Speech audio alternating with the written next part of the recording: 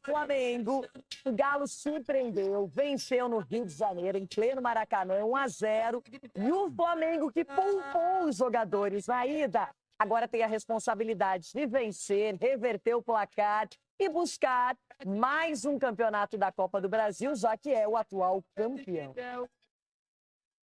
Uma rivalidade que atravessa fronteiras, que atravessa as décadas, em mais um capítulo. E é amargo perder a primeira decisão em casa, né? Da história da Arena, foi muito pesado pra gente. A última visita do Flamengo à Arena MRV é um dia lembrado com carinho pelo torcedor rubro-negro e uma tarde que o atleticano gostaria de esquecer. Mas desta vez, o cenário mudou. É o Galo quem tem a vantagem no placar. A atuação abaixo contra o Galo foi muito mérito deles, muito mérito do Atlético Mineiro. A forma como eles defenderam, eles nos causaram dificuldades. O time acabou dentro da área deles. É verdade que o Flamengo já não é mais o mesmo daquela decisão. Felipe Luiz vem sendo criticado pelo desempenho aquém da sua equipe, com um elenco que ele mesmo disse ser o melhor da América do Sul. Para o jogo de hoje, Bruno Henrique e Luiz Araújo ficaram de fora da lista de relacionados. E ainda tem nomes como Saúl Ñíguez, Emerson Royal e, claro, Samuel Lino, que deu trabalho para a defesa do Galo e foi titular contra o Ceará. Tivemos o Lino jogando 90 minutos e não sei se era indicado para ele, mas vai se adaptar e já se adaptou rápido no que é o nosso modelo de jogo. Sendo bem humilde, hoje o Flamengo é o melhor time do Brasil. Na minha opinião, não só como elenco, como papel, mas o que apresenta também dentro de campo. Já o Atlético viveu um mês de julho bem turbulento, com problemas na justiça, notificações extrajudiciais e, claro, as derrotas no Campeonato Brasileiro para Bahia, Flamengo e Palmeiras. Só que as vitórias recentes na Copa do Brasil e diante do Bragantino ajudaram a aliviar o clima entre o time e a torcida. Essa sincronia que existe hoje entre torcedor e jogador é fundamental para o jogador ter a calma, a tranquilidade, o direito de errar uma vez ou outra, né? E aí ter o incentivo do torcedor. A gente fica muito mais fortalecido com isso, sem dúvida. O Galo deve ir a campo com Everson no gol, Saravia, Lianco, Alonso e Scarpa, Gabriel Menino, Alan Franco e Igor Gomes, e na trinca de ataque, Rony, Hulk e Coelho. Já o provável Flamengo tem Rossi no gol, Varela ou Emerson Royal, Léo Ortiz, Léo Pereira e Vinha ou Ayrton Lucas, Jorginho e Everton Araújo como volantes, Matheus Gonçalves, Arrascaeta e Samuel Lino, com Pedro no comando de ataque. É o Galo que promete lutar, lutar e lutar em casa contra o melhor elenco da América. E somente um vai passar de fase. Que coisa, hein? Já decidiram campeonatos, tem uma história de rivalidade. O Galo surpreendeu, venceu no Rio de Janeiro. O Flamengo, mesmo sem o Bruno Henrique e o Luiz Araújo, ainda tem um elenco muito farto de opções e boas opções. Sabe que precisa jogar para ganhar, vai ter que atacar. A defesa do Flamengo é muito boa também. Os zagueiros, eles cumprem o papel defensivo e ainda chegam no ataque. E o Galo mostrou uma raça, uma vontade, uma disposição contra o Flamengo. Então tem tudo para ser uma partida de alto nível, Ronaldo. Menina Renata, estava falando assim, eu comecei a refletir um pouco mais sobre o próprio Galo. É verdade, o Galo que, pra gente aqui, com muitas dificuldades fora do campo, aquela coisa toda, aí tem um treinador como o Cuca, que ele consegue extrair do jogador algo a mais. Porque no momento que você vai para o Maracanã enfrentar o Flamengo do jeito que foi, você se postar ali para marcar a saída de bola, roubar essa bola e ainda fazer o gol, você tem que estar, pelo menos ali, compactado com o seu treinador e também querendo da mesma forma. E o Galo tem demonstrado isso. Agora, jogando em casa, acho que nunca venceu na Arena Nova o Flamengo, hein? Não sei como é que é essa história. Mas não precisa nem vencer. Então. O empate já cai. O empate, mas no confronto aí, acho que nunca venceu o Flamengo. É o momento de fazer uma grande história. E o Cuca tem um retrospecto de grande história, de grandes viradas, de grandes jogos. Agora, é o Flamengo.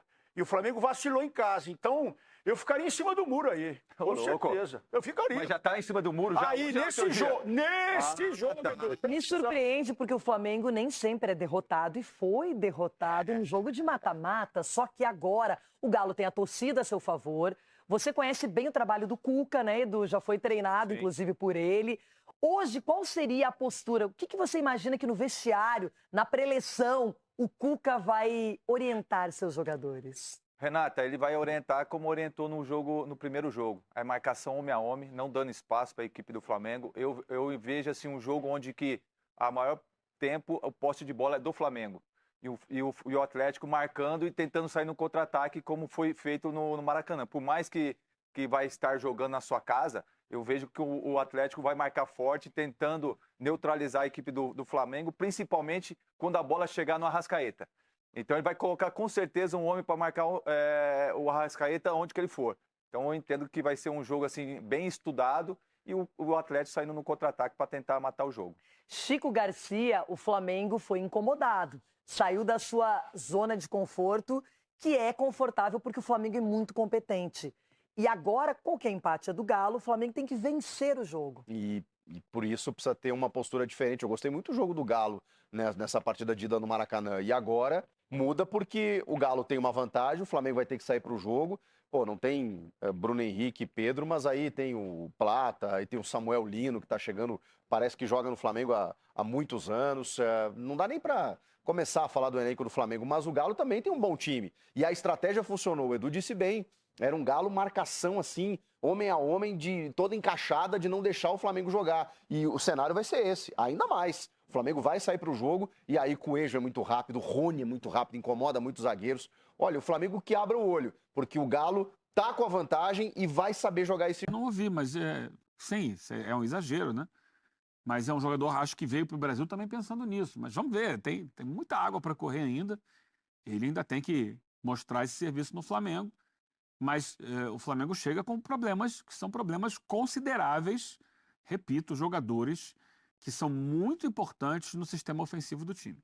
Mas hoje, de fato, o Luiz Araújo é mais insubstituível do que o Bruno Henrique. O Bruno Henrique tem sua importância, a aura decisiva, mas pensando em jogadores no elenco do Flamengo, você consegue repor melhor ali na referência, até por ter o Pedro. Então já entra um jogador, um centroavante de ofício. Se ele quiser ter mobilidade, o Plata pode jogar ali, na direita ele pode fazer com o Matheus Gonçalves, tem Cebolinha voltando, pode até fazer dobra de laterais com Emerson Royal, encorpar mais o meio com Saúl. Então tem uma infinidade de possibilidades para de alguma forma suprir. Agora, do Luiz Araújo, não só pela função de ser esse atacante que tem muita força para recompor, que consegue ser agressivo e algo que falta aos atacantes do Flamengo em vários momentos, né? Ser mais objetivo, cortar para o meio para chutar, para testar o goleiro de longe. O Luiz Araújo faz isso como ninguém e hoje tem sido fundamental para o Flamengo na bola parada. Hoje é o jogador ali mais efetivo em cobrança de escanteio, de falta ali na intermediária. Tem dado resultado. Claro, já marcou gol com o Léo Ortiz, fazendo gol, o Léo Pereira. Então ele vai muito bem também nesse fundamento e é algo que num jogo de mata-mata, em jogo decidido por detalhes, vai fazer falta. Mas é isso, o Flamengo tem de confiar no seu elenco, tem de confiar na capacidade do Felipe Luiz e, naturalmente, entre estourar o Luiz Araújo e, de certa forma, arriscar a Copa do Brasil, o Flamengo vai para o risco na Copa do Brasil, porque não é a prioridade. Isso daí está posto, não significa que sem o Luiz Araújo o Flamengo não tem chance de vencer, pelo contrário, mas é uma baixa, de certa forma, muito sentida pelo Felipe Luiz, pela importância que ele tem tido, mesmo tendo baixado um pouco seu nível no jogo ofensivo, do ponto de vista de bola parada e de ser um jogador completo, ele faz muita falta. Sabe quando você vai comprar alguma coisa que é muito cara?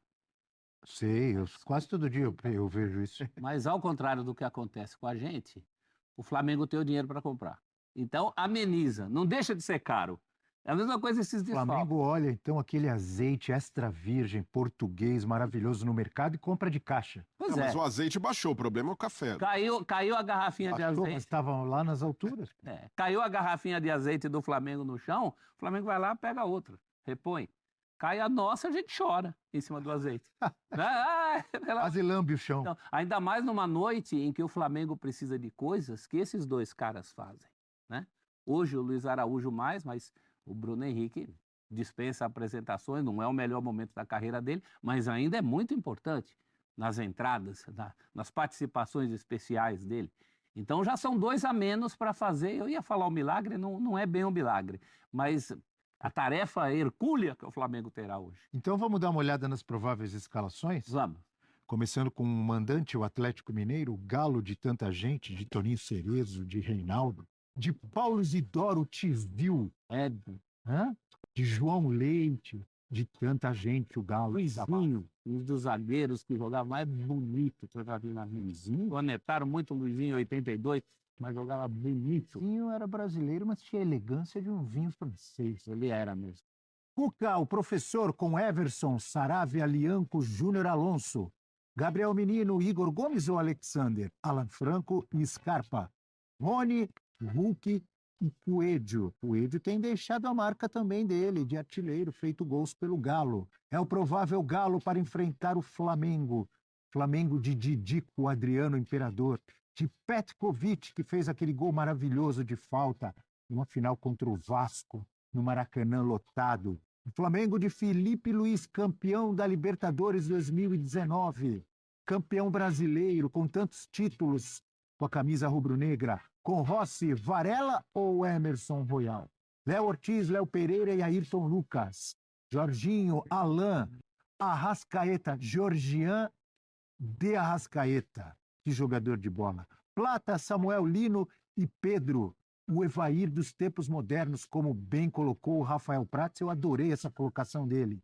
É o Flamengo para enfrentar o Galo e tentar reverter essa vantagem que o Galão da Massa tem. Amigo Breler, tem algumas dúvidas ali, por exemplo, Varela ou Emerson Royal? O que você pensa sobre isso?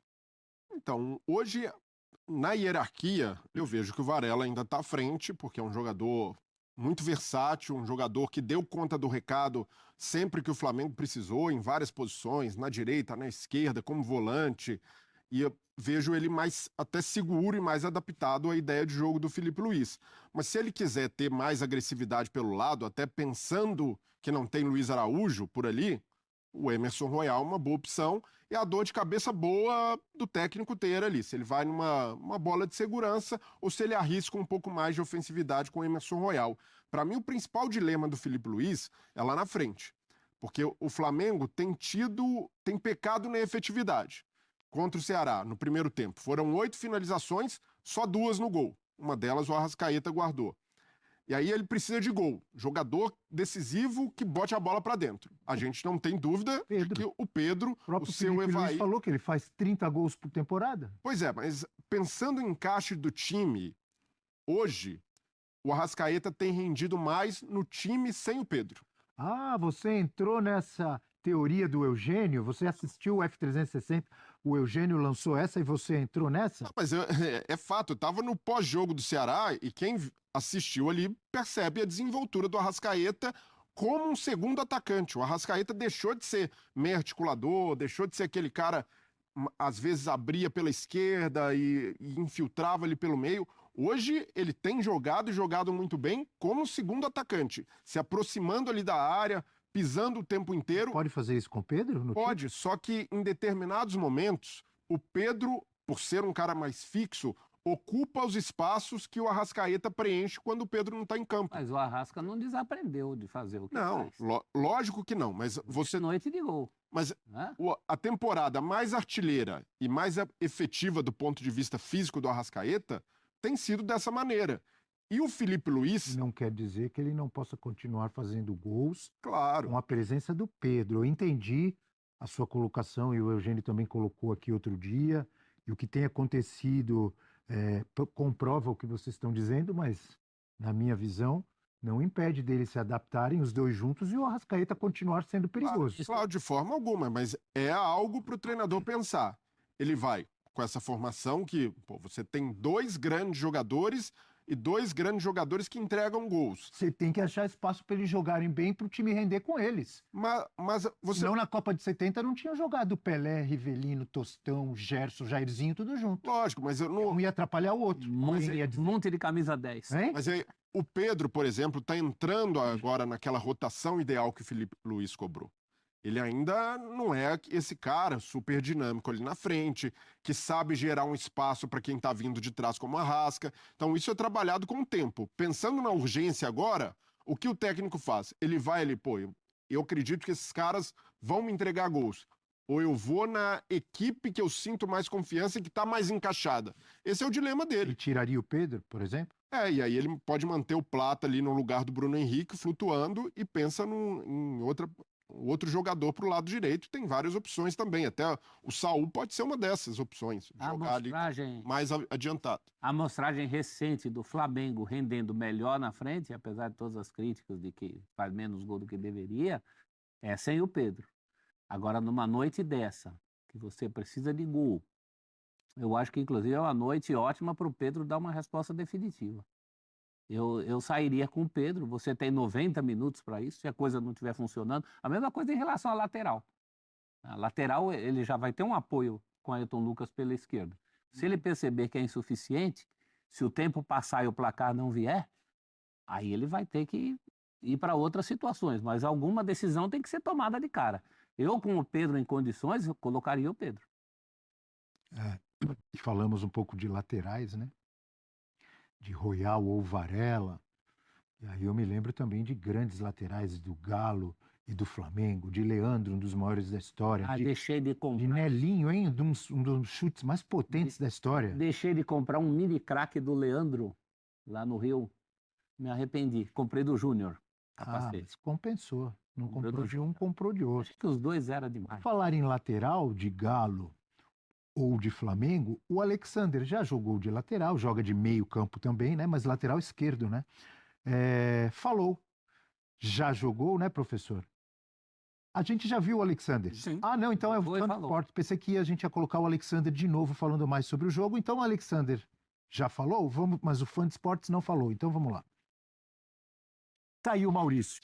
Só uma pergunta para vocês. O que acontece com o Felipe Luiz se não passar na Copa do Brasil? Porque o time dele está engessado demais. Segue a vida. Não é nada. Pelo amor de Deus, né, Maurício? Calma. Baixa a bola. O Flamengo é líder do Campeonato Brasileiro. O Flamengo ganhou até aqui. Mas o Maurício tem razão. Com exceção do Mundial de Clubes. Corneta que tem nesse país, eu não duvido que se ele for eliminado, comecem a falar que ele não serve.